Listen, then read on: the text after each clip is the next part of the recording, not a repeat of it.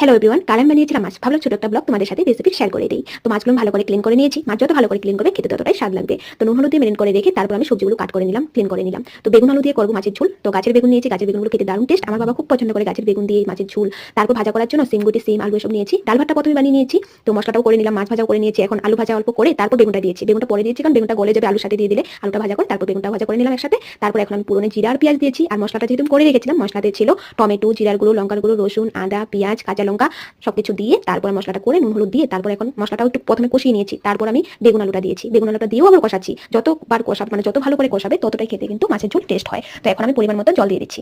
জল দেওয়ার পর জলটা যখন বয়েল হয়ে যাবে মানে ঝোলটা যখন বয়েল হয়ে যাবে তখন আমি আলু কয়েকটা তুলে ম্যাশ করে দিব, কারণ ঝোলটা একটু ঘন হয়ে যাওয়ার জন্য, তবে ঝোলটা খেতেও একটু টেস্ট লাগবে কিন্তু। তো দেখো আমি দিয়ে দিয়েছি। তো এখন আমি মাছটা দিয়ে দিব। মাছটা দেওয়ার পরেও কিন্তু একটু টাইম লাগবে, কারণ মাছটা তো সফট হতে হবে, ভাজা করে রেখেছি। এখন দেখছি তো মাছটা শুকনো শুকনো হয়ে আছে। তো মাছের ঝোলটা যখন যাবে, তেলটা যখন যাবে তখন মাছটা খেতে টেস্ট লাগবে। তারপর উপর থেকে ধনেপাতা দিয়ে দিব। তো আশা করি বন্ধুরা তোমাদের রেসিপি ভালো লেগেছে, লাইক শেয়ার করবে। Bye bye.